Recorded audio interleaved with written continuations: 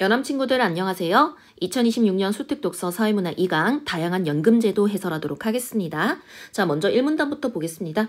노후를 대비하는 대표적인 수단인 연금은 주로 은퇴 후 사망 시까지 매달 일정액을 수급하는 제도, 그 자체를 의미하기도 하고 또는 매달 수령하는 금액, 그것을 의미하기도 합니다. 국가에서 운영하는 공적연금 제도는 이란 말이 있는데 자, 운영 주체는 항상 체크를 해주셔야 되고요. 자, 이게 좀 특징이네요. 국민들이 의무적으로 가입하게 되어 있는데 자, 그래서 돈을 벌 수 있는 시기부터 그러니까 이제 취업한 이후부터는 계속해서 의무적으로 가입해서 어떤 일정 금액을 납부해야 된다라는 거. 선생님도 그렇게 하고 있습니다. 이 제도의 핵심 목적은 개인과 가구의 노후 소득 보장 측면에서의 소비 평준화다. 이게 뭐냐? 소비 평준화란 경제활동을 하는 시기에 얻은 소득을 은퇴 후의 소비에도 쓸 수 있도록 생애 소득을 배분하는 것을 의미한다. 이걸 소비 평준화의 다른 말이라고 생각해주면 되겠네. 그러니까 쉽게 말하면 요거네. 자, 핵심 목적이 뭐냐. 자, 이후에 나이 든 이후에 소득이 보장되지 않는단 말이야. 그래서 돈을 벌고 있는 지금 경제활동하고 있는 이 시기에 미리 돈을 아껴놓고 이후에 은퇴 이후에 소비할 때 쓸 수 있도록 내가 벌고 있는 이 생애 전체 소득을 어느 정도 일정하게 나누어 준다. 그걸 누가 해준다고? 국가에서 해주고 있다라는 거 알고 있으면 되겠습니다. 자, 그런데 우리나라의 대표 공적연금 제도가 뭐냐? 국민연금제도다라고 볼 수 있는데 경제활동 시기에 소득의 일정 부분을 정기적으로 납부하고 젊을 때 납부하고 은퇴 이후에 사망 시까지 매달 일정액을 수급하는 제도로서 그래서 은퇴한 이후에 죽을 때까지 계속해서 매달 얼마 정도를 받는 제도다. 근데 이게 뭐가 문제냐면은 10년 이상 가입한 사람만 연금을 받을 수 있다라는 말이 보이죠? 자, 그래서 은퇴 10년 전에는 이미 가입해 있어야 된다라고 볼 수가 있겠네. 수령하는 연금은 기본 연금액에다가 지급률을 곱해서 결정된다라고 했습니다. 그러면은 내가 어느 정도의 연금을 받을 수가 있는데 그 연금 액수가 얼만데? 라는 거는 기본 연금액을 산출한 다음에 거기다가 내가 얼마 잘 지급을 했느냐라는 지급률을 곱해가지고 결정한대요. 그리고 이 각각은 어떻게 또 판단을 할 수가 있느냐? 지급률 같은 경우에는 바로 이어진 문장에서 설명을 해줄 거고 기본 연금액 같은 경우에는 이후 다음 문장에서 설명을 해주고 있으니까 이 두 가지로 계산을 해서 곱해주는 게 바로 수령받을 수 있는 연금액이구나 라고 생각을 해주면 되겠습니다. 지급률은 가입 기간이 10년일 때 50%고 라는 말이 보입니다. 10년 아까 봤는데 어디서 봤지? 10년 이상 가입한 사람만이 받을 수 있다라고 했으니까 최소 10년은 가입해야지 우리가 국민연금 제도를 혜택을 받을 수 있다 이 말인 거지. 그때 우리가 100% 전부 다 받을 수 있느냐 그게 아니라 50%밖에 못 받는다라고 적혀 있는 겁니다. 그런데 100%는 어떻게 받을 수 있는데 1년 늘어날 때마다 5%씩 증가해서 최대 100%에 이르게 된다라고 적혀 있으니까 자, 그러면 50% 나머지는 어떻게 받을 수 있느냐? 1년에 5%니까 총 10년 정도 더 납부를 하게 되면 최대 100%까지 이를 수가 있겠네요. 그러면은 10년 이상 가입한 사람만 연금을 받을 수 있는데 내가 낸 100% 금액을 전부 다 받고 싶으면 어떻게 하면 돼? 어떻게 하느냐? 20년 이상 가입해야 된다라고 볼 수가 있는 거지. 자, 그래서 20년 이상 이렇게 하면은 100%의 지급률을 이제 곱해가지고 받을 수가 있는데 이거는 사실 퍼센테이지라서 곱해지는 거 수치밖에 안 되는 거거든요. 20년일 때 100% 곱해져요. 그러면은 얼마의 100%가 곱해져야 되는데 그게 바로 기본 연금액이라고 볼 수가 있는 거야. 그럼 기본 연금액을 산출하는 것도 되게 중요하겠네? 가입자 개인의 소득 평균액뿐만 아니라 이건 어떻게 계산하느냐? 국민연금 제도 전체 가입자의 평균 소득을 함께 고려해야 된다. 자, 그러니까 이건 쉽게 말하면 요거야. 기본 연금액을 계산하기 위해서 내가 뭐 곱하기 100%에서 돈을 받을 수 있느냐, 내가 평균적으로 얼마의 소득을 가지고 있는지를 가지고 계산할 수 있어. 근데 그것만 고려하면은 굉장히 저소득자 같은 경우에는 얼마 못 받을 거 아니야. 그렇기 때문에 저소득자가 조금 배려를 받을 수 있도록 국민 전체, 즉 국민연금제도 전체 가입자는 국민 전체라고 볼 수 있겠죠. 의무적으로 가입하니까. 그 사람들의 평균 소득, 국민의 평균 소득을 함께 고려해서 산정한다 이 말인 거야. 그래서 내가 엄청 저소득자라 가지고 한 달에 한 100만 원 정도밖에 못 받는다고 치자. 근데 우리 국민의 일반적인 평균 소득은 200 후반에서 300 초반에 설정됐다라고 칩시다. 자, 그러면 우리가 어느 정도를 받을 수 있는 거예요? 100만 원보다는 조금 더 플러스해서 받을 수가 있겠구나라고 생각을 해주면 돼. 자, 그렇게 고려해서 산정한대.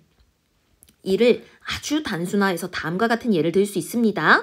자, 전체 가입자 평균 소득, 즉 국민의 평균 소득이 30이라고 가정을 했어요. 자, 그런데 소득 평균액이 가입자 A는 10, 가입자 B는 50입니다. 누가 더 많이 벌죠? B가 더 많이 벌죠. A는 10밖에 못 받으니까 평균 이하네. 그러니까 저소득자의 개념이다라고 생각을 해주면 될 것 같은데 이 사람들이 가입자 개인의 소득 평균액과 전체 가입자 평균 소득을 더한 값을 2로 나눈 만큼 연금을 받는다라고 이야기를 했어. 그럼 A부터 한번 계산을 해볼까? A 같은 경우에는 본인 스스로 평균 소득이 10이라고 했었습니다. 근데 뭘 더하냐면 전체 가입자의 평균 소득을 더한다 했으니까 30을 더해주면 되겠네요. 그리고 나누기 2 한 값은 20이라고 볼 수 있겠네. 이게 뭐가 되는 거야? 이게 바로 앞에서 봤던 그 기본 연금액이라고 볼 수 있는 거지. 거기다가 지급률을 곱해서 어떻게 산출이 된다라고 볼 수 있습니다. 자, B도 역시 마찬가지죠. 자, A는 그렇게 하다 보니까 20을 받을 수가 있는데 B 같은 경우에는 계산을 해봤을 때 자, B 같은 경우에는 본인이 50 번다라고 했었고 그리고 더해서 얼마 더하면 되지? 전체 가입자 평균인 30을 더해. 그리고 나누기 2를 하면은 40이 된다라고 볼 수 있겠고요. 이걸 받는데 여기다가 곱하기 지급률을 더해준다라고 더하는 게 아니라 곱해준다라고 생각을 해주면 되겠습니다. 자, 근데 이때 우리가 눈에 좀 보이는 거는 가입자 A의 평균 소득은 10밖에 안 됐단 말이야. 근데 연금은 20 받는다면은 평균 소득보다 더 많이 받는다라는 개념이네? 가입자 B 같은 경우에는 50 번단 말이야. 그런데 연금으로는 40 받는다는 거는 덜 받는다라는 거네? 그건 무슨 말이냐면은 가입자 B의 50 중에 10은 누구한테 가게 됐다라고 볼 수 있겠어요? 가입자 A 10에 플러스 10이 된다라고 생각을 해줄 수가 있겠지. 즉, 더 많이 버는 사람의 소득을 더 적게 버는 사람의 소득에게 더하는 개념이 연금에서 이제 나타나고 있다라고 볼 수가 있는 거야. 이처럼 국민연금에서는 소득 평균액이 낮은 이들이 저소득자라고 볼 수 있겠죠. 그 사람들의 소득이 많은 이들에게서 일부를 더 보존받아가지고 돈을 받게 된다라는 개념인 겁니다. 그러니까 약간 복지 개념이라고 생각해 줄 수가 있겠죠. 자, 이게 가랑 연결되는 거니까 꼭 기억해줘야 되는 문장이었고 또한 연금 수급권자에게 부양 가족이 있는 경우 일정 연금액을 더 받는다라는 말이 있어요. 자, 그래서 자기 혼자서 사는 게 아니라 부양해야 될 홀어머니라든지 아니면 자식이라든지 이런 게 있다면 연금을 더 받을 수가 있겠구나라고 생각을 해주면 되겠네. 이것도 약간의 복지 개념이라고 생각해 줄 수 있겠습니다. 그리고 수급권자가 사망할 경우에는 연금의 일정 비율을 유족이 받을 수 있다. 그러니까 돌아가신 분이 있다면 남은 사람들한테, 남은 가족한테 줄 수가 있겠구나. 이와 같은 국민연금은 국민의 안정적인 노후를 지원하는 동시에 왜냐하면 어떻게 하기 때문에 생애의 소비를 평준화시키기 때문에 안정적으로 노후 생활, 노후에도 소비를 할 수 있도록 만들어준다 이 말인 거지. 동시에 가입자들 간의 소득을 재분배하는 기능을 담당한다라는 게 아까 문장 뭐랑 관련이 있다고? 더 적게 버는 사람이 더 많은 사람들로부터 소득을 보전받는다라고 하는 개념이라고. 자, 그게 재분배란 말로 재진술됐으니까 기억을 좀 해주시면 되겠습니다. 지금까지 얘기했던 게 바로 국가에서 운영하는 공적연금 제도였어요. 의무적으로 가입해서 소비를 평준화하는 목적을 가지고 있었다라는 거 예시를 들어가지고 이해를 할 수가 있었겠죠. 근데 이 문단에서는 사적연금 제도라는 말이 한편 뒤에 나오고 있어. 그러니까 뭔가 조금 구분해서 생각을 해줄 수 있어야 되고 앞에 있었던 공적연금 제도랑 비교도 할 줄 알아야 되겠네. 특히 내신에 들어가는 친구들은 꼭 꼼꼼하게 기억을 좀 해주셔야 됩니다. 사적연금 제도가 있는데 이는 기업이나 개인 차원에서 노후 준비를 지원하는 제도다라는 말이 있으니까 운영하는 주체가 국가인 공적연금 제도랑 좀 차이점이 있구나라고 생각을 해주시면 되겠습니다. 자, 노후의 이 목적이 뭐야? 보충적 소득 보장을 목표로 한대. 쌤이 이거 형광펜으로 체크를 안 했는데 이거 좀 체크하고 넘어갈게요. 노후의 보충적 소득 보장을 목표. 그러니까 목표 자체가 조금은 차이가 있다라고 생각을 해주면 될 것 같아. 위에 공적연금 제도 같은 경우에는 소비 평준화가 목적이었어. 그래서 내가 벌어들이는 돈을 이제 평준화해가지고 이제 내가 노후에도 사용을 해야지라는 게 목적이라면은 즉 노후 생활을 안정적으로 보장해주는 게 목적이라면은 아니 안정적으로 보장을 하긴 한데 나는 더 풍족하게 지내고 싶어. 노후에 좀 더 많은 돈이 필요해 라고 하는 사람들은 더 보충해 줄 만한 게 좀 필요하겠죠. 그래서 약간 보조적인 제도다라고 생각을 해줄 수가 있겠습니다. 자, 의무적으로 가입하는 공적연금 제도에다가 플러스 보충해 주는 보조적인 연금 제도가 사적연금 제도의 개념이구나 라고 생각을 해주면 돼. 우리나라의 대표 사적연금 제도가 뭐냐? 연금저축제도라는 게 있대. 최소 5년 이상 납입하면 자 10년 이상이랑 구분해 주시고요. 납입 금액을 만 55세 이후부터 일정 기간 동안 연금으로 나누어서 받을 수 있는 제도이다 라는 말이 있습니다. 자, 그러니까 내가 미리 좀 저축을 해놓고 55세 이후에 연금으로 나누어서 받기 위해서 내가 이 공적연금제도, 국민연금제도에다가 플러스해서 돈 더 받으려고 하는 제도구나. 일반적으로 예금이나 적금으로 이자를 받을 때 일정 비율의 세금을 내야 된대요. 자, 그러니까 여러분들이 예금이나 적금 이런 것들을 들어놓게 된다면은 거기에 다달이 이자가 나오겠죠? 그럼 그 이자에도 우리가 세금이 붙어서 국가에 납부를 해야 되는 거거든? 근데 연금저축계좌라고 하는 거는 내가 벌어들이는 돈을 쓰는 게 만 55세 이후부터니까 일종의 예금이나 적금의 개념이라고 볼 수 있는 거야. 자, 그런데 거기도 역시 뭐가 나올 수가 있겠어? 이자가 나올 수가 있겠지? 그러면은 여기도 뭐가 붙어야 돼? 세금이 붙어야 되겠지? 그런데 이 이자를 연금으로 받을 때는 이보다 훨씬 낮은 비율의 세금이 책정된다라고 적혀 있습니다. 그러니까 절세가 된다 이 말인 거죠. 세금의 정도가 좀 줄어든다. 또한 근로자에게는 연금 저축계좌에 납입한 금액의 일정 비율만큼 세금을 감해준다라는 말이 있습니다. 자, 그러니까 연금 저축계좌에 일정 금액을 납입을 하게 되면은 이 자체가 저한테 이제 자산이 되는 거잖아요. 그럼 이 자산에 어떤 세금이 붙을 수가 있는데 그 세금을 일정 비율을 감해준다라고 했으니까 역시 절세적인 측면에서 좀 이득이 있다 이 말인 거야. 그러면은 일반 근로자 같은 경우에는 세금을 납부하는 게 조금 아까울 수가 있잖아. 그러면은 내가 세금을 감해주는 어떤 메리트가 있는 게 연금저축제도네. 그리고 이게 뭐냐면은 일종의 저축이라서 내가 55세 이후부터 나누어서 받을 수 있단 말이야. 그럼 당연히 가입을 더 하려고 하겠죠. 절세의 혜택까지 있다고 하니. 그러면은 여기 있는 이 세금 같은 경우에는 이런 느낌이라고 생각해주면 돼. 세금액이 조금 낮아진다. 그리고 또 세금을 감해준다. 뭐 이런 것들의 개념은 사실 이 연금저축제도를 유도하고 있는 어떤 하나의 국가의 어떤 의도가 숨겨져 있다라고 볼 수가 있겠습니다.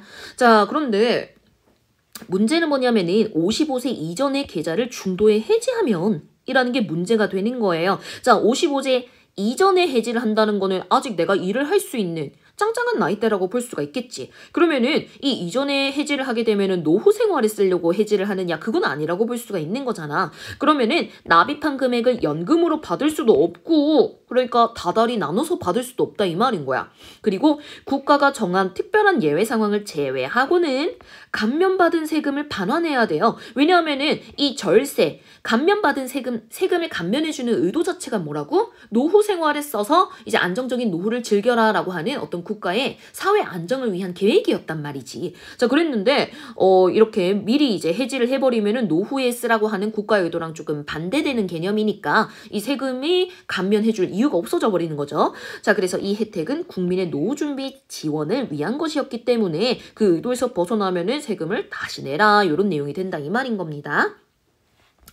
자, 3문단으로 넘어갈게요. 지금까지 봤던 건 공적연금제도 받고 사적연금제도 받고, 자, 그런데 각각의 어떤 종류를 하나씩 들어가면서 구체적으로 알아봤네요. 자, 3문단 보면은 이런 식으로 경제활동을 한 기간이 짧거나 없는 이들은 수령할 공적 사적 연금이 없거나 부족할 수 있다라는 식으로 이어지고 있습니다. 자, 봐봐요. 공적 사적 연금을 드러나서 다달이 연금을 모아놓은 이제 연금을 받기 위해서 계획을 해놨는데 사실 경제활동을 한 11년 정도밖에 안 했어. 그래서 10년 이상 가입한 사람이기 때문에 받을 수는 있긴 한데 되게 얼마 못 받는다라고 볼 수 있을 것 같고, 아예 이제 경제활동을 안 했다라고 한다면은 사실 못 받을 수도 있는 거잖아요. 자, 이런 사람들 그럼 노후는 어떻게 하면 됩니까, 여러분? 노후 안정적으로 못 보내고 그냥 늙었으니 죽어야지 이러면서 살아요? 그렇진 않다 이 말인 거지. 국가가 어떻게 해줘야 돼? 이 늙은 이후에 연금을 못 받는 사람들도 챙겨가야지 국가가 어떤 복지 정책을 한다고 볼 수 있고 사회 안정화를 꾀한다고 볼 수가 있는 거잖아.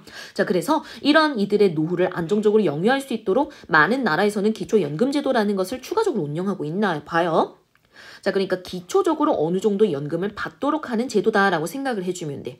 기초생활수급자 약간 이런 내용이라고 생각을 해주면 되겠지.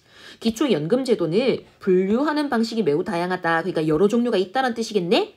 대표적으로는 사회수당형, 최저소득보장형, 그리고 최저보장연금형으로 나눌 수 있다라고 했으니까 각각의 특징 잘 기억을 해주시고 공통점, 차이점 잘 구분을 해주시고 이 특징은 장단점 위주로 나올 거예요. 그래서 장단점을 정확하게 기억을 해주셔야지 뒤에 문제를 풀 수가 있습니다, 여러분. 자, 먼저 첫 번째. 사회수당형이라는 게 있대. 사회수당령은 수급 연령과 거주 조건을 충족하면 이게 뭐야? 하나의 기준이라고 볼 수가 있겠지. 자, 너 어느 정도 나이 들었어? 어디서 살았어? 요런 것들을 충족하기만 하면은 너의 소득, 자산, 내가 궁금하지 않아. 그냥 줄게 연금 이렇게 되는 거예요. 이게 북유럽에서 좀 많이 시행하고 있는 제도라고 들었는데 덴마크였나? 이런 쪽에서는 어느 정도 덴마크에서 살기만 한다면 연금을 준다라고 합니다. 그러니까 복지 정책이 짱짱한 그런 나라에서 수행을 하는구나라고 생각해주면 될 것 같아요. 자, 그러면 어떻게 되느냐? 거의 대다수가 어느 정도 연령대에 이제 노인이 돼서 거주 정도를 좀 잘 해놨다라고 하면은 그냥 돈을 받을 수 있는 거잖아. 그러면은 거의 대다수가 받을 수가 있겠구나. 조건이 까다롭지 않으니까 사각지대가 없어지는구나라고 생각해 줄 수 있겠습니다. 근데 문제는 뭐냐면은 이게 장점이에요, 여러분. 사각지대 제거한다라는 거. 근데 문제는 뭐냐면 단점. 취약계층을 표적화해서 지원할 수는 없어 라는 말이 있습니다. 그러니까 거의 대다수가 받을 수 있는 그런 조건이다 보니까 사실은 이제 수령할 공적 사적 여금이 없어서 이런 사람들은 사실 기초적으로 우리가 노후를 안정적으로 영유할 수 없기 때문에 요 제도를 수행을 하는 건데 이 좀 가난한 사람들, 공적 사적 연금이 없거나 부족한 사람들만을 지원할 수가 없기 때문에 이 한정되어 있는 국가의 어떤 재정 상태를 효율적으로 돌릴 수가 없다 이 말인 거지. 그리고 막대한 예산이 필요하기 때문에 정말 잘 못 살고 있는 그런 좀 빈곤 계층한테 지원을 해줄 수 있느냐, 그거는 못한다라고 볼 수가 있겠죠. 이게 바로 단점이다라고 정리하고 갑시다. 자, 그 다음 기억. 누가 봐도 문제로 나올 것 같은데 최저소득 보장형이라고 하는 개념이 또 나오네요. 두 번째네요.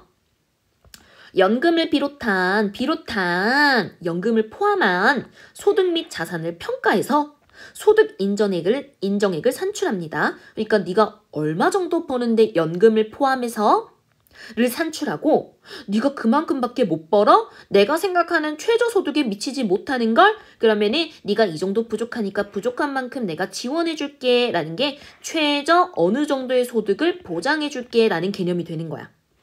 이 방식은 특정 경제 수준 이하의 노인만을 목표로 하기 때문에 운용되는 재정에 비해서는 빈곤이 해결되는 비율이 높고요.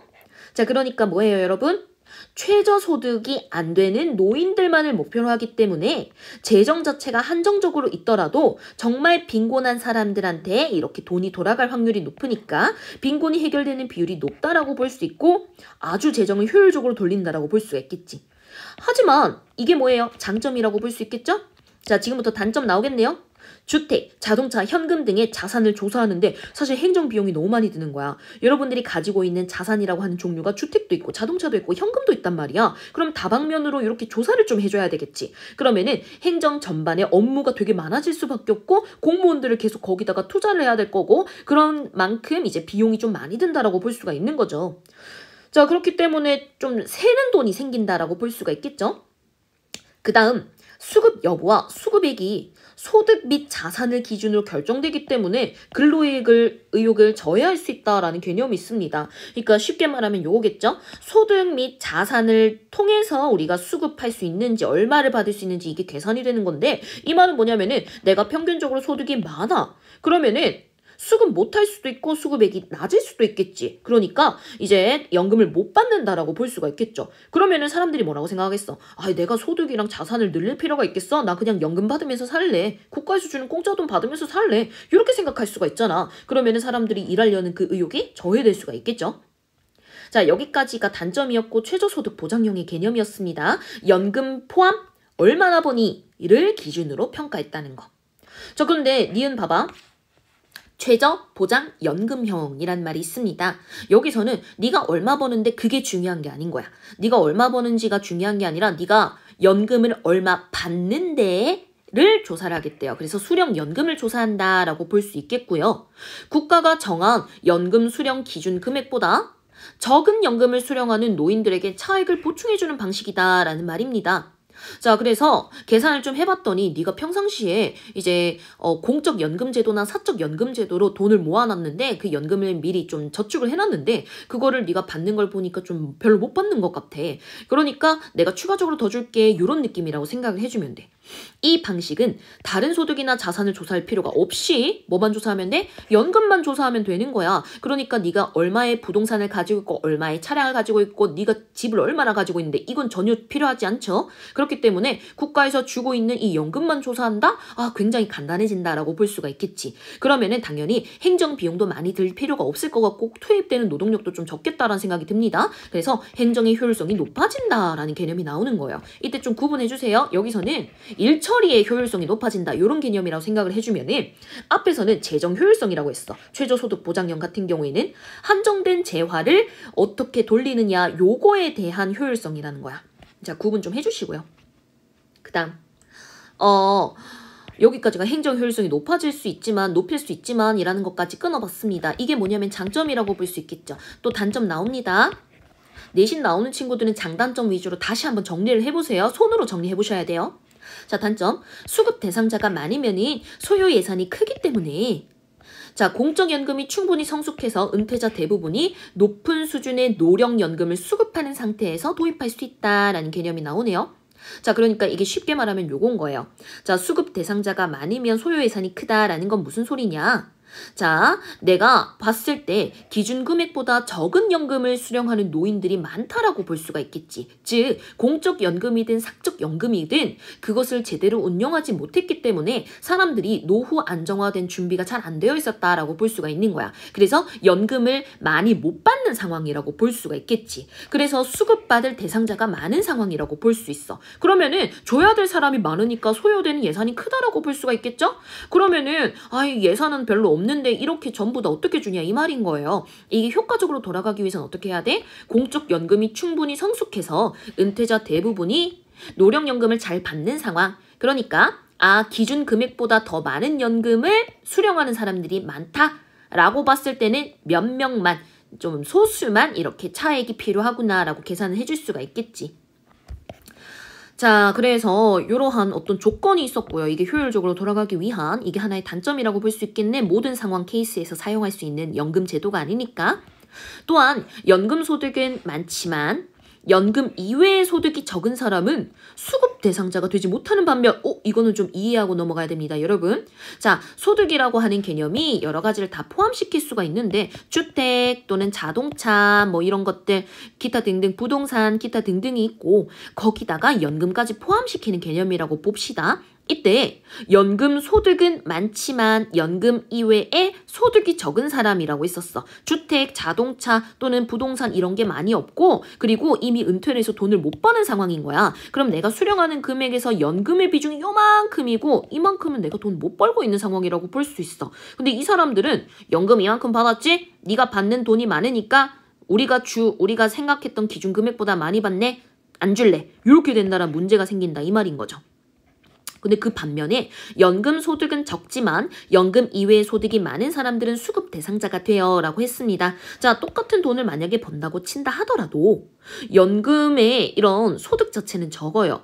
자, 그래서 연금 이 정도밖에 못 받기는 한데 평상시에 내가 뭐 주택이나 상가를 가지고 있다고 칩시다. 그래서 임대료를 다달이 받고 있고요. 은퇴를 하지 않아가지고 계속해서 돈을 벌 수가 있어요. 나 자영업자라 가지고 계속해서 돈 벌고 나 진짜 하루에 1억 법니다. 이렇게 하는 사람들도 연금 자체가 적다면 어떻게 볼 수 있어? 수급 대상자가 돼서 연금을 더 받을 수가 있는 개념이 되는 거야. 그러면은 진짜 돈을 많이 못 버는 사람 과 비교를 했을 때 진짜 돈 많이 버는 사람임에도 불구하고 연금이 적다는 이유만으로 더 연금을 받을 수 있는 개념이 된다 이 말인 거지. 그럼 이거는 형평성의 문제가 당연히 있다라고 볼 수가 있겠죠. 자, 그 다음에 경제활동 시기에 연금 저축을 할수록 기초연금 수령액이 줄어들기 때문에 취약계층의 저축 요인을 저해할 수 있다 이런 말이 있습니다. 자, 봅시다. 여러분, 경제활동 시기에 그러니까 내가 지금 돈 벌고 있을 때 연금 저축을 많이 해놨어. 그러면 많이 해놓은 만큼 내가 나중에 다달이 나눠서 받을 수 있을 거 아니야. 근데 이 다달이 많이 받는 금액이 크다면은 내가 차액을 추가로 받을 수 있는 금액이 당연히 줄어들 수밖에 없겠지? 너 이미 연금 많이 받고 있네? 내가 기준 금액보다 더 적으니까 내가 생각한 기준 금액보다 더 적으니까 나 안 줄래. 이렇게 할 수 있단 말이야. 그럼 당연히 연금 저축 하려고 하겠어? 안 하겠어? 안 하겠지. 여기서 말한 저축 유인은 연금 저축 유인인 거예요. 그래서 취약계층에도 불구하고 연금을 저축하려고 하는 그런 의사가 없어질 수가 있겠구나. 이런 생각을 해볼 수가 있다 이 말인 거야. 자, 그래서 결국에는 연금이라고 하는 제도 자체가 사회 안정 그리고 노후의 어떤 안정적인 생활 유지하기 위해서 어떻게 운영하는 거다라고 했는데 형평성의 문제라든지 아니면 그 의도가 제대로 수행되지 않는다든지 여러 가지 문제가 있기 때문에 잘 생각해서 운영을 좀 해주셔야 되겠네요. 자, 그렇기 때문에 4문단에서는 우리나라의 기초연금제도에 대해서 설명을 해주고 있는데 우리나라에서는 이런 장단점을 잘 고려해가지고 뭔가 좀 절충안을 만들어내고 있구나라고 생각해주면 돼. 자, 자산 및 소득 조사를 했어. 이건 무슨 소리야? 얼마를 벌어들이는가? 네가 돈이 얼마나 있느냐? 이걸 조사했다 이 말인 거죠. 그래서 만 65세 이상의 국민 중에서 소득 인정액이 최저소득이 이하인 사람에게만 연금을 지급한다라는 점에서 최저소득 보장형에 가깝습니다. 그러니까 돈을 많이 못 버는 사람들 그리고 자산이 별로 없는 사람들한테 연금을 지급한다라는 거예요. 근데 기초연금과 국민연금의 합이 일정 금액을 넘으면 이란 말을 했습니다.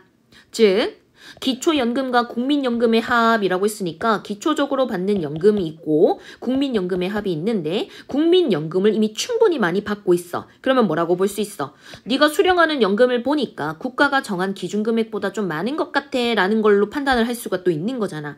그렇기 때문에 자 일정 금액이 넘으면은 기초연금을 감합니다. 네가 이미 충분히 많이 받고 있으니까요. 즉 최저보장연금형의 성격도 가지고 있다 이 말인 거지. 이 두 개가 좀 믹싱이다라고 생각해주면 되고 일단은 빈곤계층 위주로 좀 돈을 주겠다라고 했는데 빈곤계층이더라도 연금을 따박따박 잘 받고 있다? 그러면 기초연금은 좀 줄어들 수가 있다. 이런 개념이라고 생각해주면 되겠네. 자 여기까지 한번 봤고요. 그 다음 보세요. 부부는 둘의 소득과 재산을 함께 고려한다라고 적혀 있습니다.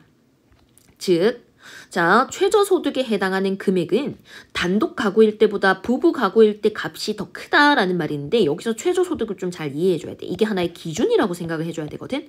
그래서 네가 벌어들이는 돈이 최저소득이 만약에 100이었을 때 내가 100 미달이 되는 한 90만 원만 번다라고 치면은 내가 추가 차액을 10만 원 정도를 내가 연금으로 줄게 라고 하는 개념이 이제 최저소득 보장형의 개념이라고 한다면은 자, 이 100만 원을 버는 게 단독 가구일 때, 죄송해요. 자, 이 100만 원이라는 기준이 단독 가구일 때는 그래도 조금, 뭐 합리적이라고 볼 수 있는데, 부부 가구일 때 100만 원이라고 하는 기준이다 하면 너무 박하잖아요, 솔직히. 그래서 부부일 때는 200만 원 밑으로 번다라고 하면 그것도 좀 최저소득 의 기준이라고 볼 수 있을 것 같거든. 그러니까 좀 별로 못 번다라고 볼 수 있을 것 같거든. 자, 그런 식으로 부부일 때는 이제 기준이 되는 그 최저소득이 더 높아진다라고 볼 수 있을 것 같고 그만큼 더 기초연금을 받을 수 있는 확률이 좀 늘어난다라고 볼 수가 있겠죠. 동일한 금액이라도. 또는 슬프지만 군인연금, 공무원연금 등 수급자와 배우자는 원칙적으로 기초연금 수급 대상에서 제외된다라고 적혀 있습니다. 자, 그만큼 뭐 충분히 많이 받기 때문이라고 볼 수도 있겠네요. 자, 5문단은 그냥 간단한 내용이에요, 여러분. 공적연금제도에 강제로 가입되는 거 불만 당연히 있을 수 있겠지. 선생님도 이제 따박따박 나가는 거 보면 아깝기도 하긴 하거든. 자, 그리고 사적연금제도에 대한 세금 지원으로 인해서 아니 우리 세금의 부족에 이런 거 어떻게 하면 좋을 것 같아? 라고 하는 우려하는 사람들도 당연히 있단 말이야. 또한 기초연금제도의 방식이나 연금액 등에 대해서도 논쟁이 좀 있고요. 이게 좋아요, 이게 나빠요 이렇게 하는 논쟁도 있고요. 근데 문제는 뭐냐? 하지만 대다수의 사람들이 여전히 연금제도의 필요성을 인식하고 있다는 거. 그러니까 필요한 제도라는 거. 그리고 사회 변화에 따라서 연금제도는 변화와 발전을 계속 거듭해야 된다라는 거. 지금 우리나라의 어떤 연금제도에 대해서도 약간 뭔가 조금 사람들의 어떤 걱정이나 우려가 많기 때문에 충분히 이제 수능에서도 나올 수 있는 그런 지문이란 생각이 드는데요. 내용 자체는 어렵진 않았던 것 같습니다. 자, 1번부터 한번 볼게요. 적절하지 않은 건데 나머지는 진짜 쉽거든요. 근데 3번 한번 보세요. 정답이에요. 적절하지 않은 거. 우리나라의 경우 가계의 재산과 소득이 동일하다면 그러니까 똑같은 돈을 번다면 이라고 볼 수가 있겠지. 그런다면은 당연히 최저소득이 부부 가구가 훨씬 더 크기 때문에 즉 최저소득이라고 하는 기준점이 더 크기 때문에 똑같은 돈을 벌더라도 만약에 100만 원 벌고 100만 원 벌더라도 단독 가구 같은 경우에는 그 기준점의 이상이다 라고 봐서 이제 기초연금을 못 받는 경우가 더 많다면은 부부 가구인 경우에는 그 기준점이 높기 때문에 기초연금을 수령할 가능성이 더 크다라고 볼 수가 있겠죠. 그러니까 부부 가구일 때보다 단독 가구가 아니라 단독 가구일 때 부부 가구보다 라는 식으로 이 말이 좀 바뀌어야지 적절하다고 볼 수가 있겠습니다. 자, 넘어가서요. 나머진 다 쉬우니까. 2번 가의 이유를 추론한 내용으로 가장 적절한 거 고르라고 했었는데 이 가가 아까 소득 재분배 그거와 관련된 개념이었거든. 요거야. 요거 즉 국민연금제도를 수령을 했을 때 국민연금에서 소득 평균액이 낮은 이 저소득자들이 소득 많은 사람들에게서 그 일부를 보전받기 때문에 소득이 재분배되는 어떤 사회 복지 효과가 있다라는 개념이었습니다. 자, 그러면은 우리가 가장 적절한 걸 고르라고 했을 때 돈 많은 사람들에게서 돈 적은 사람들에게 어떠한 이윤이나 소득이 조금 이전됐기 때문에 보전된다라고 얘기했다라는 측면을 고려를 한다면 정답은 5번이 될 수밖에 없어요. 그런 맥락, 포인트를 좀 잘 짚어서 이해를 좀 해주시면 되겠고요. 자, 3번은 나올 거라고 생각했던 문제죠. 기억과 니은이라고 표시가 되어 있기도 했으니까요. 자, 그리고 어떤 여러 가지 종류들이 나타난다면 장단점은 항상 비교를 좀 해주셔야 되기 때문에 무조건 나올 수밖에 없는 유형의 문제입니다. 자, 2번이 정답이거든요. 기억은 연금 이외의 소득이 적을수록이라고 했는데 기억이 최저소득 보장형이었던 것 같아요. 자, 요거는 연금을 비롯한 소득 및 자산을 평가해서 최저소득에 미치지 못하는 경우 지원한다. 이런 내용이었지. 그럼 연금을 포함해야 되는 거 아니야? 연금 이외의 소득이 적을수록이라고 할 때 이 이외가 틀렸다라고 볼 수 있겠습니다. 그리고 니은 같은 경우에는 최저보장연금제도였는데 최저보장연금제도는 소득 자체가 문제가 아니라 수령받는 연금이 얼마인데 네가 이미 수령을 많이 받고 있구나, 이미 수령을 많이 못 받고 있구나, 그러면은 부족한 만큼 차액을 지원해줄게, 이런 개념이란 말이야. 그래서 소득이 아니라 연금 그 자체 얼마를 받는지가 더 중요하다라고 볼 수가 있겠죠. 그래서 적절하지 않은 건 너무 명확하게도 2번이었습니다. 넘어가서요. 자, 4번 윗글을 바탕으로 이번엔 적절한 거 고르라고 했었는데 자, 보기 한번 읽어볼게요. 사회수당형 기초연금 제도를 운영하고 있던, 자, 기존에 운영하고 있던 게 뭐라고? 사회수당형 기초연금 제도였대. 사회수당형이 얼마였냐면 내가 아까 덴마크 같은 거라고 했었지? 비교적 받기 좀 쉬운 거라고 얘기를 했었습니다. 자, 그랬는데 A국은 2023년부터 국가가 정한 연금 수령 기준 금액보다 적은 연금을 수령한 노인들에게 차액을 보충해주는 방식의 기초연금제도를 운영하게 되었대요. 그럼 이거는 뭐라고 볼 수 있어요, 여러분? 자, 사회수당형에서 다른 형태로 바뀌었네? 뭐였지? 최저보장연금형 제도로 바뀌었다라고 볼 수가 있겠지. 가장 마지막 연금. 자, A국이 제도를 수정한 거는 우리가 충분히 연금 제도를 충분히 좀 발달시켜서 성숙해서 이미 국민의 많은 사람들이 연금을 충분히 받고 있네. 그래서 내가 연금 좀 덜 받는다라고 하는 사람들한테 차액을 지급할 건데 그 사람들이 얼마 없는 것 같아. 그래서 내가 쓸 예산이 크지 않은 것 같아 라고 판단했기 때문에 이렇게 수정을 했다라고 볼 수가 있겠지. A국에 사는 노인갑은 과거의 경제활동 시기에 노후를 준비하기 위해서 가입했던 연금제도를 통해서 매달 일정한 금액의 공적, 사적 연금을 수령하고 있었어. 이미 연금을 수령하고 있는데 제도가 바뀌었어. 2023년부터는 이전보다 많은 금액의 기초연금을 수령하게 되었다라고 얘기를 했으니까 자, 여러분 이미 받고 있는 금액이 나라에서 정한 기준점보다 높다는 거야, 낮다는 거예요? 낮다라고 볼 수가 있겠죠? 자, 그렇기 때문에 더 차액을 추가적으로 주고 있구나라고 볼 수가 있는 거겠네. 자, 한편에 기초연금 수령 대상자가 너무 줄어들었다. 그러니까 기초연금 수령 대상자 별로 없는 것 같아. 너무 못 받잖아. 그 이전에는 사회수당형이었기 때문에 사각지대 거의 없이 진짜 많이 받았었단 말이지. 자, 그런데 지금 바뀐 이후에는 이제 연금제도가 충분히 성숙해서 별로 안 줘도 되겠지? 이런 식으로 이제 좀 바꾼 의도가 있다 보니까 당연히 받는 사람들이 적단 말이야. 그래서 이런 비판이 있었고 기준 금액을 좀 높이게 되었다라고 좀 수정이 들어갔네요. 자, 2025년부터는 연금을 수령할 수 있는 기준 금액을 높였대요. 그럼 예를 들면 이렇게 볼 수 있겠지. 과거에는 100만 원 정도의 연금을 받는다라고 한다면 그 이상부터 받는다라고 하면은 차액을 주지 않았어. 그러면은 100만 원 밑으로 90만 원, 50만 원 이렇게 연금을 받는다? 그러면 10만 원 부족하니까 더 줄게. 50만 원 부족하니까 더 줄게. 요랬었다 이 말인 거야. 근데 기준 금액을 높였다라는 거는 기준 금액이 150만 원으로 늘었다 이 말인 거야. 그러면은 이제는 어떻게 되는 거야? 옛날에 100만 원 받던 사람들은 연금을 못 받았었는데 100만 원이 이제 150만 원보다 기준 미달이라고 볼 수가 있겠죠? 그래서 과거에 연금 100만 원 받았던 사람들도 변화 이후에는 더 받을 수가 있겠구나. 이런 식으로 예를 통해서 좀 이해를 해볼 수가 있겠고요. 아, 그럼 기초연금 수령 대상자가 너무 적었기 때문에 비판받아서 이 수령 대상자를 늘리기 위해서 이렇게 기준 금액을 높인 거구나라고 좀 맥락을 잘 짚어주시면 되겠습니다.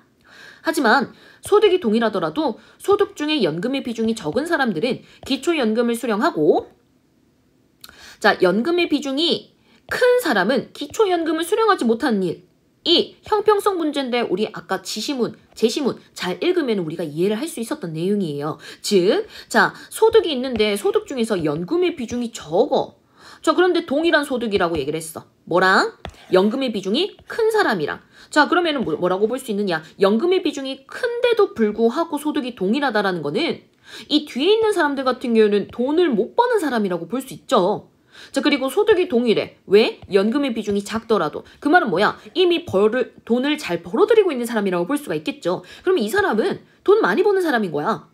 그런데 그 사람은 기초연금을 수령해. 왜냐면 연금 자체를 적게 받는다는 이유만으로. 근데 뒤에 있는 사람은 돈 못 버는 사람이야. 연금의 비중이 굉장히 커. 그렇지만 수령하지 못해. 왜? 연금으로 생활하는데 그 연금을 이미 많이 받고 있기 때문이거든. 그래서 진짜 돈 없는 사람, 진짜 소득이 없는 사람한테 줘야 되는데 그게 형평성에 문제가 생긴다라고 볼 수가 있겠죠. 이렇게 보기를 좀 뜯어봤는데요. 정답은 좀 쉬웠습니다. 1번이에요. A국에 사는 갑은 2023년보다 2025년도에 더 많은 금액의 기초연금을 수령하겠군. 왜냐면 기준금액이 높아졌기 때문에 그만큼 차익이 더 커졌다라고 볼 수가 있는 거거든. 그래서 적절한 건 1번이었습니다. 이지하죠? 자, 2번. A국은 2023년에 새로운 기초연금 제도를 도입함으로써 연금을 지원받지 못하는 사각지대를 줄일 수 있겠군이라고 했는데 원래 뭐였다고? 사회수당형 기초연금 제도였다고. 근데 그게 오히려 사각지대가 줄어든다라고 하는 어떤 장점이 있는 그런 유형 아니었어? 그렇기 때문에 요거 자체가 죄송해요. 이거 자체가 자 사회수당형의 어떤 장점이었다라는 거 염두에 두면 되겠습니다. 자, 3번.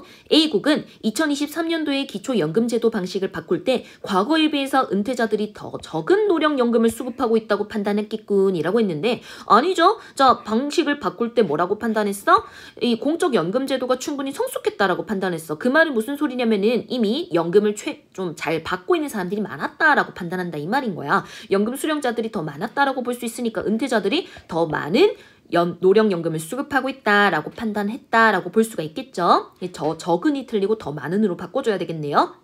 자, 4번. A국에서 형평성 문제를 해결하기 위해서는 연금을 제외한 소득을 기준으로 기초연금 수급 대상자를 선정해야겠군이라고 이야기를 했었는데 자, 이거 해결하기 위해서 연금 제외한 소득을 기준으로 한다라고 한다면 사실은 또 다른 형평성 문제가 또 생길 수도 있겠죠. 그러니까 공평하게 받을 수 있는가 이런 개념이라고 좀 볼 수 있을 것 같은데 자, 똑같은 소득을 가지고 있다라 하더라도 연금의 비중이 엄청 큰 사람들은 이제 기초연금을 더 받게 되는 거야. 이미 충분히 사회적으로 좀 보장받고 있는데도 불구하고 또 연금을 더 받는다라는 거니까 사실 돈 많이 버는 사람들이라든지 아니면은 이제 어느 정도 중위권 계층이라든지 이런 사람들 입장에서는 아니 뼈 빠지게 일해가지고 계속해서 연금을 퍼주네? 라고 생각할 수도 있는 거잖아요. 그러니까 형평성 문제가 또 다른 측면에서 또 생길 수도 있겠다. 역차별 같은 느낌으로 생길 수도 있겠다라고 생각해 주시면 되겠네요. 자, 그 다음에 5번. A국은 연금을 수령할 수 있는 기준 금액을 높임으로써 표적화할 수 있는 대상의 수를 줄인다? 자, 표적화하는 대상의 수라는 거는 연금을 주고 싶은 표적이라고 보면 돼. 자, 근데 그 대상이 더 늘어난다라고 볼 수가 있겠지. 자, 그렇기 때문에 이것도 틀렸다라고 들어가면 되겠습니다. 자, 5번의 정답은 5번이었고요. 이게 사실은 별거 아닌 지문 같겠지만은 그래도 정보량은 좀 많았던 거기 때문에 각자 손으로 좀 정리하면서 읽어주시면 되겠습니다. 자, 수고하셨어요.